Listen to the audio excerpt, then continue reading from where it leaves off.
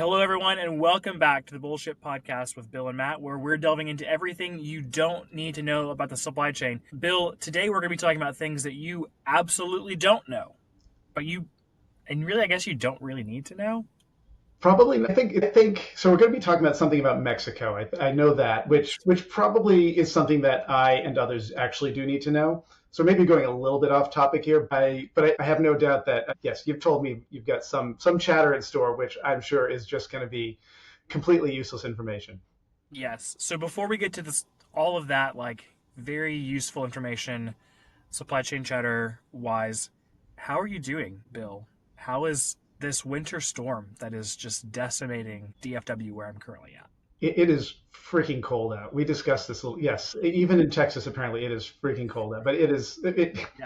it is so cold out, and yet my 8-year-old son refuses to wear pants. He has been outside in shorts and a hoodie. That is the most that we can get on him. No, he wears, yes, okay. Thank you for clarifying that he's Yeah. not just bare ass naked No, out there. no, he's not. Yeah, he's not that bad. But like it's an argument just to get him to wear thermals under the shorts. But yeah, like single digits. I was moving the car, something I forget what. And I turn around and he's just like throwing a football around in shorts and a hoodie. Yeah. Great. Okay, that's fine. You know, Bill, the best part, you're going to love this. Best part for me about winter weather is that I can wear the exact same clothes over the course of like 3, 4, 5 days. Like, oh, Matt, you're wearing jeans and a hoodie. Okay. Like, yeah, this is the hoodie. Like, I'm going to wear this. And like, has Matt changed the t-shirt under the hoodie? Maybe. Today I did, right? Because I finally got my low budget logistics shirt. Which I have not. I know. Shame on me. I will. I swear. Yeah. From our good friends at Amplifier, which we will plug later. Not the time for it. But yeah, Or I haven't. or will we? Oh, I've got a surprise for you too. Yep. Wow. We can plug Amplifier too because the shirt is lovely. But It's great. It's fantastic. I appreciate like the detail. When you buy one, you can see the brush strokes in the texture of the writing on here. It's great. I love it. Like, look at this. it's like an impressionistic masterpiece. That's great. I was very impressed with the screen printing. Amplifier, they do a great job. Buy from me, and then you're supporting our, Amplifier, our sponsor, the one that we've had for this whole time. Yes. But now Bill might surprise me. So yeah, cold weather is fantastic. Specifically, I just get to wear the same hoodie, the same jeans, the same t-shirt day after day after day. I don't have to change clothes. It's wonderful. Good for you. And I get to harangue my son every day to just like put on some thermals under those shorts. Before I had kids, I used to like see other people's kids walking to school in this kind of weather and, in shorts. And I'd be like, what kind of parent lets their kid go out? I'm that kind of parent. The one who's given up. I just don't want to have that argument Yeah. at 7:50 in the morning when I'm trying to get them to school. It's not worth it. It's good that your schools are actually still open. Ours are not. They have been closed the last 2 days. Like, Texas is so unprepared for snow. Even like up here in the north of Texas, like at the barest minimum, like, oh, snow is falling, schools are closed. We're done with it all. Shut it down. You guys got snow then? Oh yeah, we got like several inches of snow. Oh, several inches. Oh yeah. Yeah. We actually didn't get any snow. It's just really, really cold. It's snowing right now, Bill. I'm jealous. I wish we had snow. I love You snow. should be here in Texas. We have barbecue. No, I don't love snow that much. I don't love that. Yeah. I love snow, not that much. I'm not going to Texas. Okay, but Texas is super close to our main topic of conversation today, Mexico. All right, so That was a great segue, by the way. I'm here for you. Geographical segue. Well done. Professional podcasters, Bill Schub, Matt Chapa, we are worth every dollar our advertisers spend with us.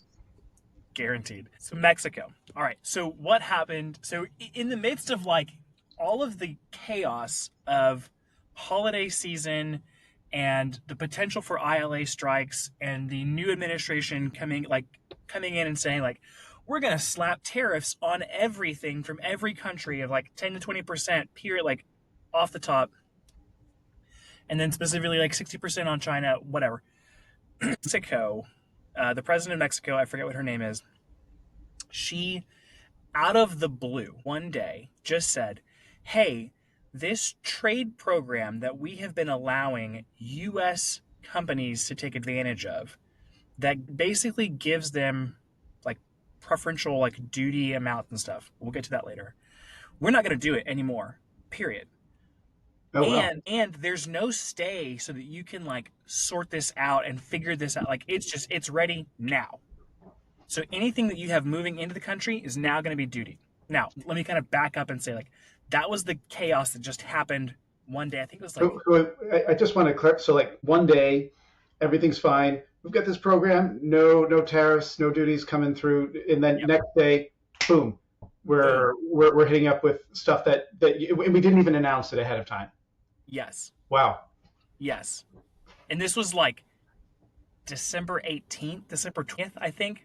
Oh boy. Like Yep. yeah, May like okay. So let me kind of explain the program that was going on. So what happens, right? You know about USMCA, which is like the US Mexico Canada agreement. It was the replacement to NAFTA that indicated anything that was made in any of those countries, US, Mexico, or Canada, was not subject to duties in any of those countries, right? So you could make stuff in Mexico, cross the border into the US, zero duties, zero taxes, period, right? Like that was the agreement. Can I just say that I'm glad my kids aren't here because you've said the word duties a lot and they'd be in hysterics. Proceed. Bill, you really threw me off track there. Anyways, so there is that, and there's also an additional like loophole in the U.S. Trade law called Section 321. And what that is it says like the U.S. Customs Department has said anything below a certain amount being imported into the U.S. is not worth my time to like assess a duty or tax on. Is Period. it below a particular amount on an individual unit basis or on like a total shipment basis? Here's where we get into like the nuts and bolts of like customs. All right. Oh, So a customs brace yourselves, information. brace yourselves, listeners. This is going to be Here this we is going go. to be a good one. Yeah. This is information you actually need to know. So when I submit a customs like amount, I'm basing it on how many of the same HTS code, the total value of the HTS code coming into the US would be, right? So in the case of a t-shirt, they're all going to be the same HTS code. I don't know what that is. We'll call it 1234, right? If I'm shipping 50 t-shirts into the US, the value I'm declaring is the value for all of those t-shirts together. That makes sense? So it's by shipment basically. By shipment, Yes. but within by HTS code. Yes. Specifically, each clearance declaration. That's like the important like piece of this all. I was going to ask how is a shipment defined, but you're getting there. Okay. Yeah. So if I had right, if I was shipping um, a shirt for me and pants for your son, those would be two different HTS codes, and I would tell the government, hey, I've got 1234 and 1235. The value of those items, right, is $25 for the shirt and $50 for the pants because your boy needs big pants. And that's how much I would say, hey, I'm bringing in a total of $75 worth of items into the U.S. These are the customs codes, etc. What the U.S. government would say in that instance is, hey, $75 is not worth me taxing you. It's like $7. Move on. Like it's free. The specific amount has changed. I want to say it's either $300 or $800. And let me be very clear, that's at the actual like price that you're paying from the factory. So it's like this is not retail pricing. This is like Manufacturing costs. Okay. right. So you can bring a lot of stuff in under that Section 321. Super like huge loophole. This is what Temu and Shein are using I when was they're bringing in. Yes. just going to ask you that. Yeah. Yes. I heard. Yes. Okay. Great. Great. Because in that instance, right, the person doing the importing is the customer themselves. It's a single shipment of like a one small item that's going to come into the US. The importer of record is the customer. So it's like nothing. Yep. Okay. Now, so both of those things exist in the world, and the new administration has said, hey, like Donald Trump has said, I want to reevaluate both of those things. Now, the USMCA was negotiated by Donald Trump the last time he was in office. Yep. Okay, so it's kind of like that's weird that you'd want to renegotiate that.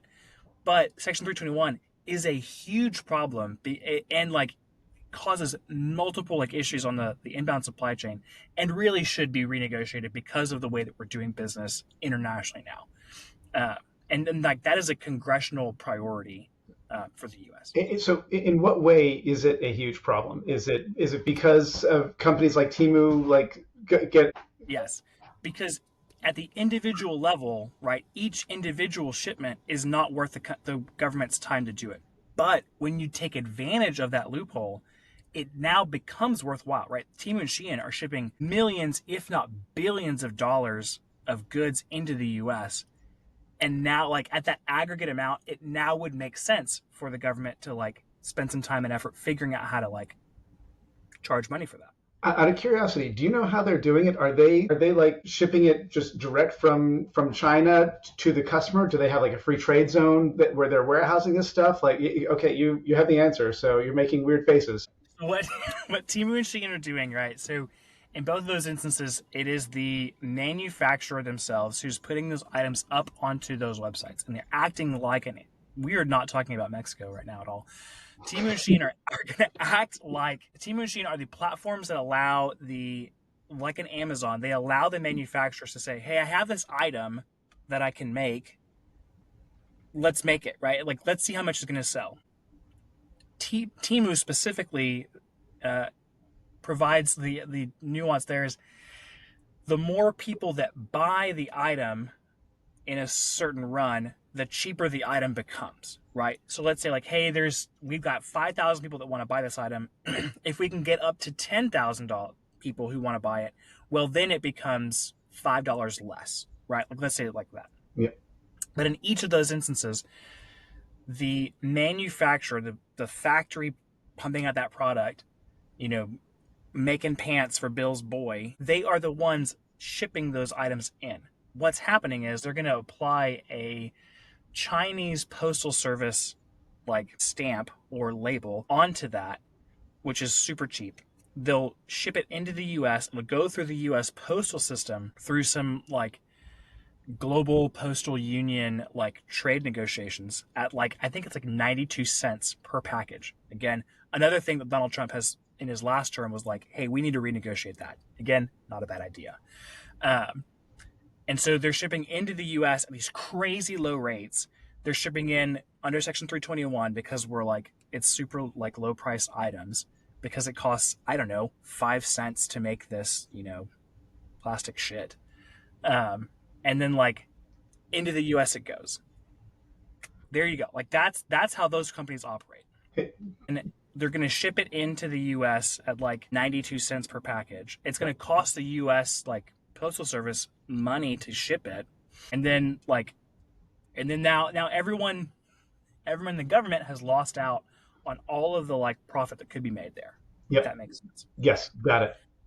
Okay. So what Mexico was doing in terms of USMCA, they were allowing U.S. companies to set up like factories in Mexico where they would assemble products, and that's like where the nuance goes of like they might bring in bolts of fabric and then get made into pants in Mexico and then shipped into the US. All of that whole system had a preferential like loophole that was like approved by the government of Mexico. Mm-hmm. And then out of the blue, they just said, nope, not anymore. So like, oh, you can no longer assemble things in Mexico. Whatever is physically here, you're still allowed to like ship, but like no more. Starting like today.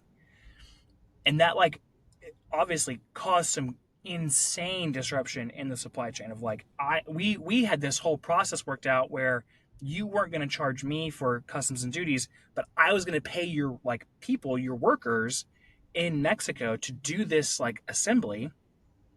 Now you don't want that anymore. So now they're like, well, now we have to find a new way to do this process potentially in the US. Now, there are programs that exist. This is a thing. Like supply chain people are really good at not paying tariffs. We will find a way to not pay money that we don't want to. Yep. But like this is the thing that like out of the blue, she was just like, nope, Not going to do it anymore. Like, this is the Mexican president. She just said, nope, And I'm assuming this is in response to Trump's threat or we don't even know. It we just, don't know.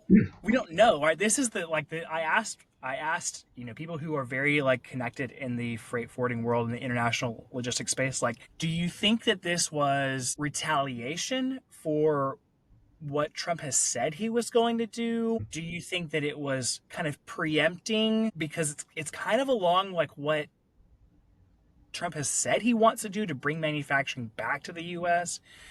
Do you think this was in line with it? And the answer was, we don't know. There's been no discussion, no like nothing. It just came straight up out of the blue. There you go. wow. Like, good luck, figure it out. So what are people doing? What are they going to do? What should they do? They're bringing that piece is moving into the US. They're just moving the manufacturing piece back into the U.S. Yeah, Just like that. That sounds complicated and expensive. exactly. Yeah. Okay. So yeah, now is the time that we might want to plug your advertiser. All right. Yeah, we do have a new sponsor, Matt, at long last. And before I tell you who it is, I want to see if you can guess because I think you might be able to. I think there's a company Yeah. that is trying to remove a thing that I love and care about from the world. Is Yes. it that? It Okay. is. It is that one. Yes. It is Parabola, the spreadsheet alternative. Ugh, Fun fact for our listeners: this podcast was conceived of on a webinar during a webinar hosted by Parabola. 100%. No, Parabola is a fantastic organization. They're great people. Yeah. They're doing things that like have long been needed in the world of logistics and supply chain. Fantastic company. Cannot talk highly enough about Yeah. them. No, they are great. So spreadsheet alternative. So like, what does that mean? That means that you and I, Matt, even you, Ugh, can automate your own data processes. No code required. You do not have to know how to write any code to use Parabola, but you can automate your data processes. So what you do, you use Parabola, you connect it to your data, and that's Excel, Google Sheets, Salesforce, NetSuite, Snowflake, Shopify, Dropbox. They connect to loads and loads of different sources. You can connect PDFs. PDFs. PDFs. Like I was going to talk about, put a pin in that Sorry. one. That's a new one. Yeah, well, it's actually not super new, but yeah, we'll talk about that because that is an exciting one. They can connect to all of it, and once it's in Parabola, you can just use their drag and drop interface, super easy to use, intuitive, to write out the steps that you want Parabola to take to transform and blend all of this data. It's just like what you do in Excel, right? Like copy this tab into that tab and drag these formulas down and do this lookup, blah, blah, blah, blah. All that stuff you do manually, you just program it into Parabola, push a button, and it does it. Not only do you push a button, but you can just schedule it so that you don't even have to push the button. It just does it for you. Mm-hmm. And the stuff shows up in your inbox or wherever you want it to go whenever you want it to. You don't have to wait around for like Bob in accounting to do whatever he does to like splice all those files together. It's just done. And Oh, PDF, so to your point, they just released a free version of their very cool, very powerful PDF parser. So, and I'm sure, Matt, you have had to in your life, like bills of lading, packing slips, like email yes. attachments, and manually pick up these PDFs and manually type them out into Excel, into Google Sheets, or whatever. Bill, Yeah, I'm going to tell you a secret tell me. about again our friends at Parabola. I've known Parabola probably maybe as long as you've known Parabola. They chatted with me about this PDF functionality like a year and a half ago. Mm-hmm. Like, hey, what would you use this for? And I went, the biggest problem I have is that a bill of lading comes on a piece of paper and someone has to take that piece of paper and then type into whatever what Yep. was actually received, right? Like what was on that shipment. If I had a PDF, I could just say like, "Hey, receive this, like tell me what was in that shipment." I'll run it against my ERP to confirm whether the full PO was delivered or not. Like Yep. all of that stuff can be done and I don't have to have some monkey smacking on a keyboard doing it. Exactly. So you can now take those PDFs, those bills of lading, packing slip, whatever it is, take those Yes. PDFs, dump it into Parabola. Parabola will parse it for you, work the data through its workflow, and you don't need those monkeys typing up all of that. Just done, automated. Parabola.io. They're great. They will save you a ton of time and help get you better insights out of your data. Fantastic company. Cannot speak highly enough about them. Yes. Amplifier is still a great company, and we love them. Great. Yes. Yes. Variety is also spice of life, Bill. We gotta have, Exactly. you know. Exactly. New year, new sponsor. Thank you, Parabola. They're great. Okay, so are you ready for supply chain chatter? I have been looking forward to this for the whole 21 minutes so far. Yes. Now, Bill, do you have a New Year's resolution? Not Yeah. really. Okay, that's fair. That's fair. Yeah. That's fine. Uh, I have several. One of which I'm doing dry January. We're 10 days in. It has been a little bit of a struggle, especially the last couple of days when the kids have been at home. A little bit of a struggle. We're pounding it out. Good for you. The other one that I have is like, wow, Matt, you're way too on social media. You're spending hours a day on Instagram, whatever. You do pop up in my feed quite a lot. Even when you're not making fun of me, you come up in my feed a lot. Yeah, I post once a day on LinkedIn. That's it. Because then the algorithm doesn't like it. You post more. It's stupid. All right. Anyways, one of my resolutions was I want to read more books, right? I'm going to stop being on Instagram and YouTube and whatever super late in the night. I'm going to read a book and that will like calm me down. Now, the first book that I chose to read, I don't know if you've read it or not. You should if you haven't. It's Jurassic Park. I have, and You have. oh yes, years ago, not for a long time, but I loved that. I loved reading it. I did read it after I saw the movie, but in fairness, the movie came out when I was like 12 years old. Right. Yeah. And that was like, wow, that was an amazing movie. Amazing. Yeah. Yeah. I didn't know there was such an age disparity between us. I was like 6 when that movie came out. I saw it in movie theaters. We're not going to talk about the parental decisions that were made to like let a 6-year-old watch it. Like, I should not have watched a man get ripped in half by a Tyrannosaurus Rex at that age, but No, I didn't get that choice. I have intentionally not shown it to my children just yet, but I'm looking forward to. But we're talking about Jurassic Park in the context of supply chain analytics, I think. So, all right. Yes. Okay, the best character in that book, and even in the movie to some extent, is Ian Malcom, the mathematician from UT Austin, who at the very beginning of the book absolutely calls every single thing that's going to happen in the progression of the story Yeah. through chaos theory. One of the thing that like hit me the hardest was Arnold, Dr. Who is he played by? Oh, Sam Neill, is that the paleontologist Sam Neill? no, he's Okay. the one who says hold on to your butts. I don't remember. Okay. But you know who I'm talking about. Yeah, Right? yeah. He's the operations director of the park. Okay. Yeah. He is in the book, he's telling everyone like all of the reasons why there could not be why they haven't lost any dinosaurs, right? And he at one point he goes, "Hey, we have this computer algorithm that like automatically scans the park and will tell us how many dinosaurs we have in the park." And they're like, "Look, we should have 238." Boop, boop, boop, boop. The computer says 238. Again, this is like 1987 technology, right? Yeah. So like Yeah. big leaps. Michael Crichton, okay, like yeah, he also wrote Time Travel, and so yeah, we'll give it to him. Yeah, it's science fiction. Yeah. So Dr. Ian Malcolm, he just goes like, "Hey, what if you change the parameters on the expected like lookup to like 300? What if it's not that you've lost dinosaurs, it's that you have more than you expected to have?" And they go, "Oh." So then they changed the parameters, Yeah. and sure enough, they went from 238 to 292 like dinosaurs. And I read this and went, "Wow, this feels like a Bill Shube LinkedIn post around data analytics, specifically because this is a problem of like confirming your expectations in data analytics Yeah. can lead you to the wrong problem and can muss your data in so many ways, right? It can cause so many other problems you didn't ever expect. Confirmation bias. Yep. There we go. Yeah, that's like it's like taking inventory, right? If you tell them you think that they're going to find 12 cases, they're probably going to find 12 cases, Yeah. right? But if you just tell them go look for these triceratops and tell me how many you have, they might come back and say we've got 14 and be totally confident about that. Yes. There you go. That's great. There you go, Bill. Awesome.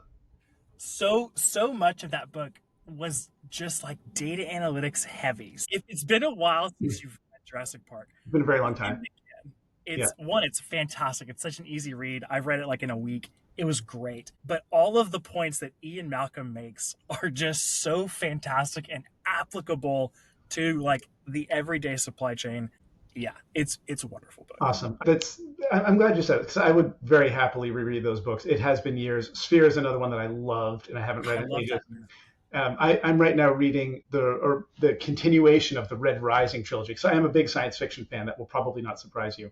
Wow, Um, Bill. Who could yeah, have known? Who yeah, would have it's shocking. I know. Yeah, Iron Gold I think is the fourth book in the inaccurately named trilogy, but not. I haven't come across supply chain stuff yet. But I think it's actually I wouldn't be surprised if it turns up. I'll let you know if it does. There you go. So that was not specifically supply chain, although I guess it could be an inventory thing. It's an Change. inventory thing. It is totally an inventory thing. Yes, those are your cycle counts. There you go. So Yep. yeah, there like I was like, wow, what a great way of explaining like this like really hit me early in my career. One of like my VPs was like, "Hey, as we're looking at this data, what I want you to do is confirm the negative, right? Like we expect X to happen. Let's make sure that Y does not happen, right? Yep. Like as far as like shipping was concerned. And so we had to then work out like we're going to now confirm X, deconfirm Y. And we had two different pivot tables, which would work both ways to get to the same answer of like, this is exactly what we have. This is exactly what we expect to happen. That is absolutely not just a supply chain analytics approach, but that is just an analytics approach. Like that's the kind of stuff I do in Parabola when I'm building out my workflows in Parabola. You were right. Great chatter. Love it. I'm, you brought something new to the podcast this year. I'm bringing new stuff. It's a whole new year for us, New Bill. year, new podcast. Yeah. Look out, folks. Maybe Bill's child's gonna have pants on next time we talk. Who knows? Maybe I'm gonna change clothes. I don't know. You just have to wait for another exciting episode of Bullshit. We'll find out next time. Thank you so much, Bill. Thank you, Parabola. You have anything you want to say as we do our outro? As always, it's been great bullshitting with you, Matt. Thanks, Bill.